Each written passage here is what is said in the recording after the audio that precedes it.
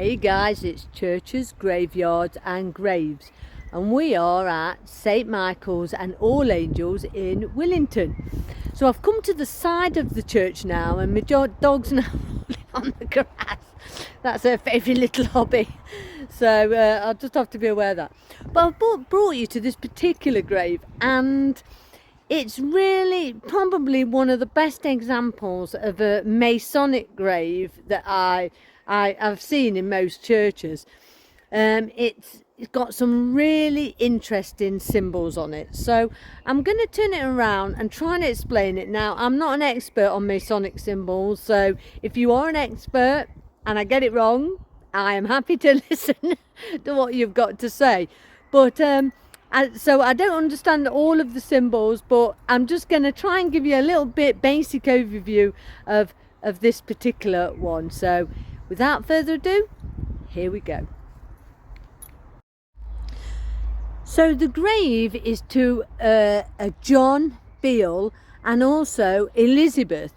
So we've got their names on this, but it's the symbolism that I really was interested in. The graves are from around the 1840s, so they're not 18th century graves. It's a 19th century grave.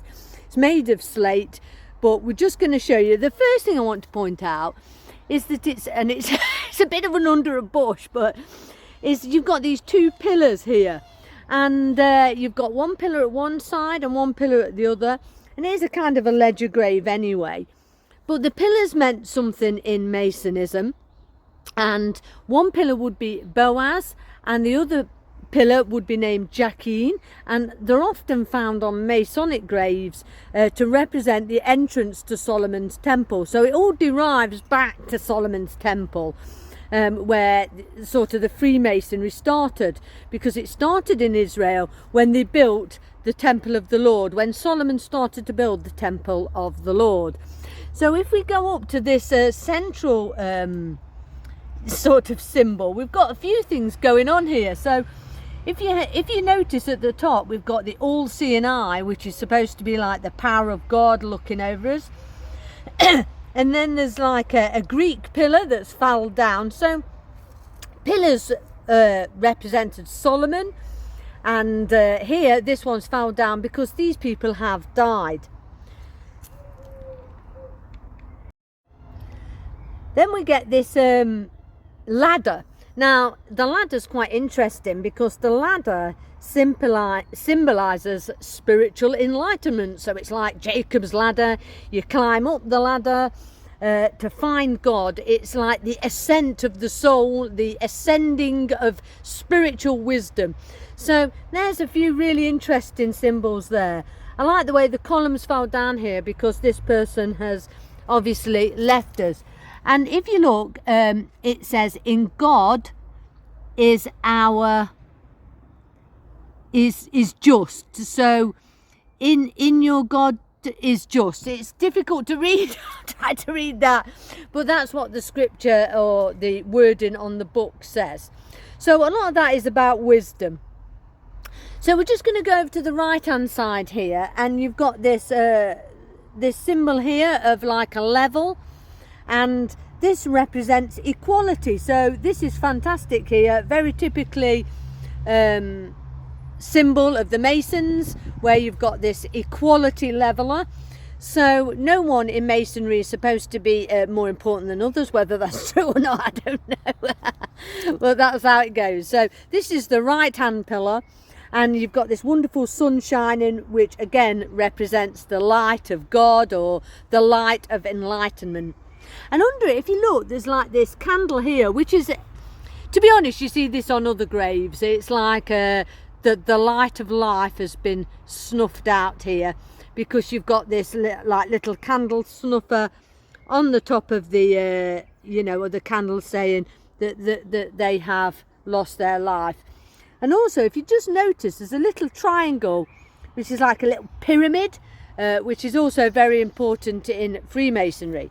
So I'm going to try and go to the other side now, and here we have the can't move my dog. We have a square and compass, which shows the morality. It's about treating people well and morality. And we've also got these typical mortality symbols as well. This wonderful coffin here, which actually has some words on it. It looks like Lord or something similar to that, and a scythe, which again you often see in mortality symbols. And the little triangle above it, absolutely stunning this. So, and if you also notice, you've got a tiny little trowel there. Can you see that little tiny trowel? Where again, another little symbol of masonry, you know, this tiny little trowel. So there's a lot going on here, isn't there? You've got the all-seeing eye, this column, the Jacob's ladder, the two pillars at either side, the equality symbol here, a few mortality symbols as well, which is absolutely stunning. Now if we actually go to the grave next to it, this is again another Freemasonry grave. Again you can see the square and compass, but sadly this one isn't so symbolic, and again another square and compass here.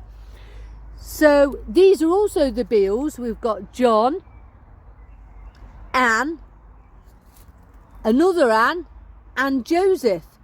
So it's actually quite a sad story, because if you look at how old they were, one died at 21, one was 11, one was 7, and one, it looked like 11 again. So all these children died really young, and you've got 1808, 1800, 1805. So 5 years later Anne died, and then another Anne died in 1808, and then the son died in 1809. So it really wasn't going too well for the for the Beal family, really, was it? And then we get the parents here, who obviously maybe they made a much older age.